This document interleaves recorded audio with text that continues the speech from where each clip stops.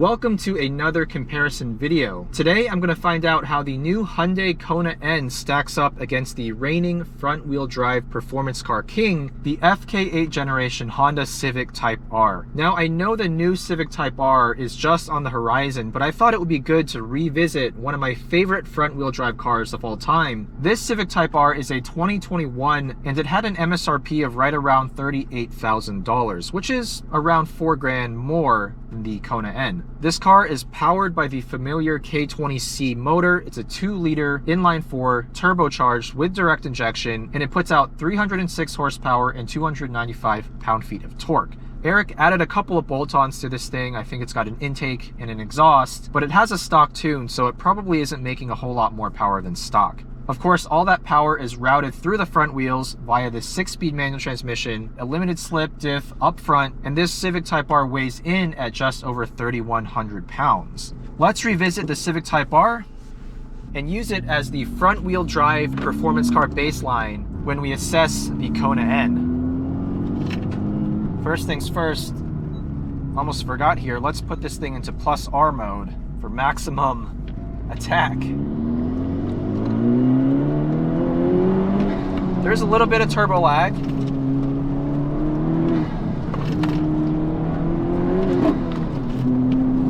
There's that notorious second to third gear grind that I've noticed on multiple Civic Type Rs in the past. Woo! Alright, plus R mode is too aggressive. The suspension is way too firm for this road, so we're going to dial it back to sport mode.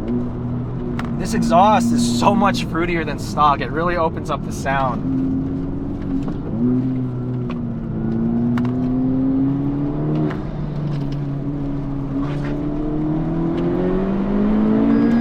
A little bit of torque steer here.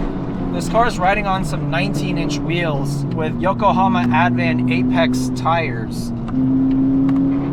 And I've noticed that every Civic Type R with downsized wheel diameter has always torque steered a lot more than the stock 20-inch wheel.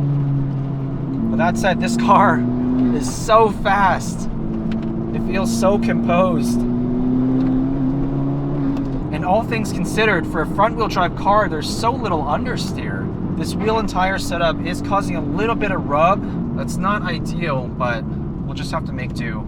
Let's see how it feels from a rolling start.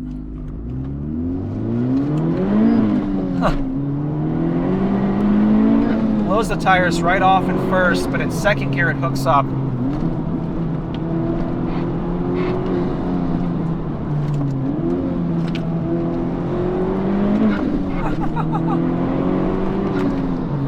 This car is fast. It's so fast for a front-wheel drive. It's incredible. I'm using the auto rev match with this manual transmission, and it works pretty well.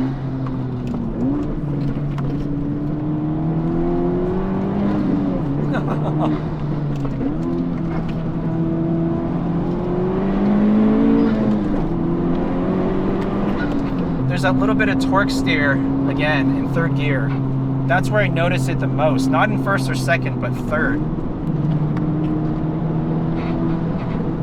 Tons of grip here. The suspension, even in sport mode, is a little firm for my liking. I wish Honda made it possible to individualize the different aspects of the driving characteristics. I would rather have the suspension in the comfort setting with the engine in the sport setting and the steering as well.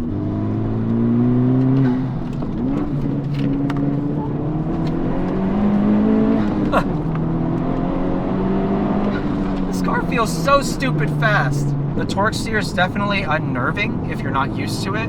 But once you learn to work with the car, you'll realize that this thing really puts the power down. We're gonna try actually putting this thing back into comfort mode and see if that makes a difference.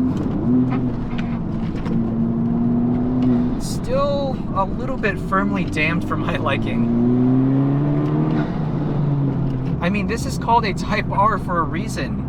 It's an aggressively tuned front-wheel drive performance hatchback. Now, Eric also installed an Acuity shifter, which really makes the shifts a lot firmer. But if I'm being honest, it's a little less buttery smooth compared to that OEM Honda shifter, which is one of the best feeling shifters in the last 5 years.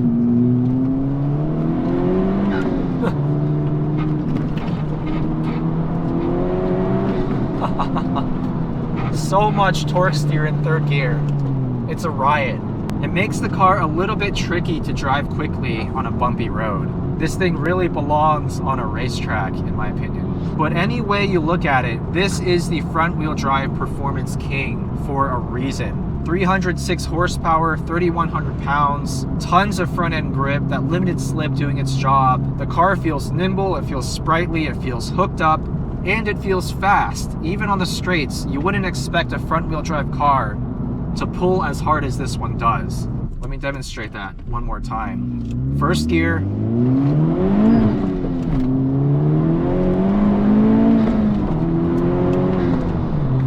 There is some turbo lag for sure. Not a whole lot happens before 3,000 RPM. And even when you're shifting at redline, which is around 7,000, you do feel a little delay when you get back on the gas. The acceleration of this car is not particularly smooth because of that turbo lag in between gears. Now that being said, let's find out how the Kona N stacks up.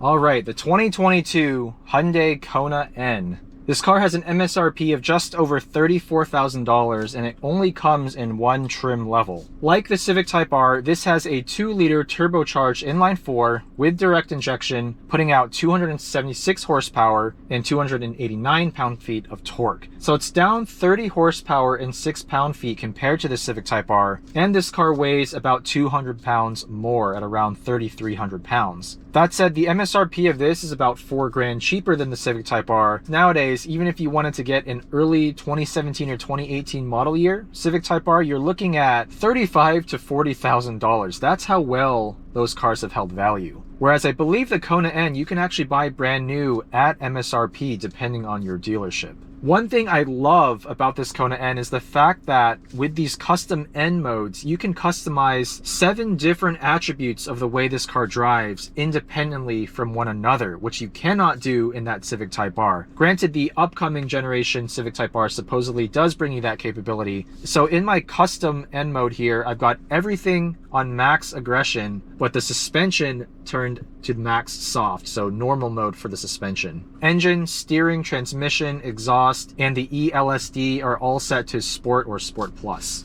Let's see how this thing drives.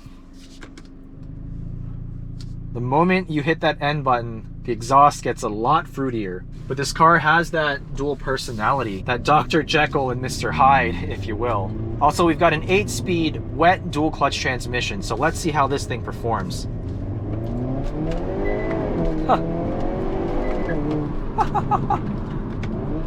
It's got torque steer, that's for sure. Potentially even more torque steer than that Type R.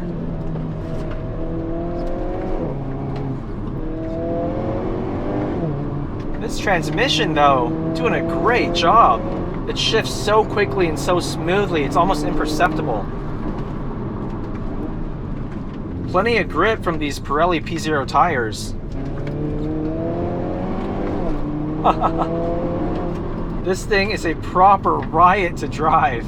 It's definitely a handful. It's brimming with character, and you really have to manhandle the steering. The front end is definitely quite darty. It tends to follow the cambers of the road, so you have to be ready to wrestle with it a bit. Now I love the fact that the gear shifter here, you push it forward to downshift and you pull it towards you to upshift. That's the way it should be. It makes it feel like I'm driving a rally car.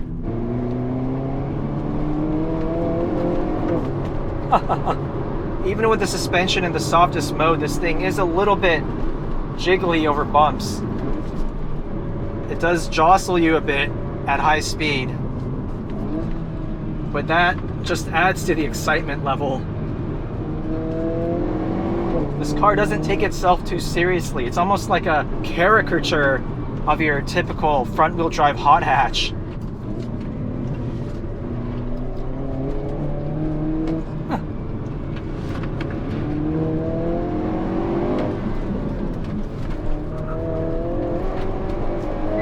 Wow, you can really feel that limited slip diff up front working. Coming out of that second gear hairpin, the car really hooked up. It didn't understeer hardly at all. That's really impressive. It torque steers just as much as that Civic Type R. And the suspension is just as firm over this bumpy road. In a lot of ways, this reminds me of the Civic Type R. I was not expecting to say that. Obviously, this exhaust in its loudest mode is a lot louder than a stock Civic Type R exhaust, but Eric's Civic Type R with the Borla catback sounds just as fruity as this thing. And that just proves how loud this exhaust is in the loudest mode. Hyundai really wanted this thing to feel lively, to feel exciting. Now this car dynamically doesn't feel as competent, as fast as that Civic Type R, and it shouldn't. I mean, this thing is a small crossover. It has way more ride height than the Civic Type R, and the center of gravity feels like it's much, much higher. So in the corners, it doesn't feel as planted, as composed, and I would imagine that would carry over even more so on a racetrack. But given that this is a small crossover, it's surprisingly good to drive. It's not a mess in the corners as you'd expect. Huh. Woo! Definitely is a bouncy ride, but I think Hyundai had to make the suspension on this car pretty dang stiff because of the fact that its center of gravity is so high. You want to minimize body roll as much as possible. Even if the Type R is technically superior, I would argue that this thing is a little bit more exciting. And the fact that Hyundai gives you these adjustable drive modes is just icing on the cake. Before we wrap it up here, one more straight line pull. Torque steer, baby. Woo! Love it. This transmission's so good, it really does suit the character of the car. All right, we'll back it off into eco mode. Everything quiets down, and the car is livable, it's fine. It is a little bit firm for daily driving, as I found out over the past week, but it's a minor complaint. I don't think it's any more harsh than the Civic Type R. So with that being said, which car do I prefer? I think it really comes down to use case. If I were to take my front wheel drive performance car on a racetrack regularly, the Civic Type R is tried and true. I mean, it truly has that legendary Type R DNA. It's precise, it's accurate, it's composed, it's fast. Whereas this Kona N, it's a lot more of a riot to drive around town or on a canyon road. It's a lot more animated. There's more going on. There's more to play with. The stock exhaust sounds great. The gearing of this 8-speed dual clutch is nice and short, so you're always keeping the engine in its power band. It's super fun to use this shifter in full rally car mode. And overall, I think this car offers a lot of bang for the buck. It's properly fast in a straight line. 276 horsepower is no joke for a 3,300 pound car. If you need, or could at least make good use of the fact that this is a crossover body style with the extra ride height and ground clearance,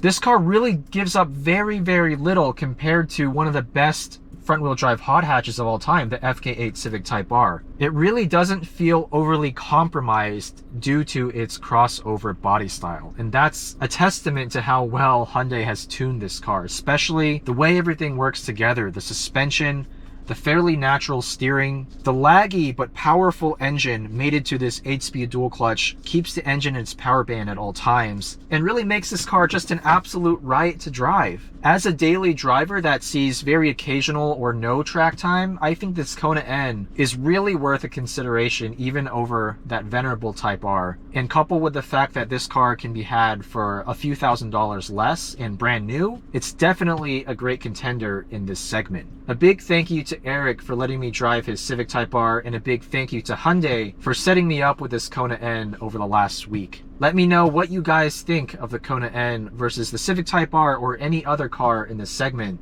Thank you all for watching, and I'll see you in the next video.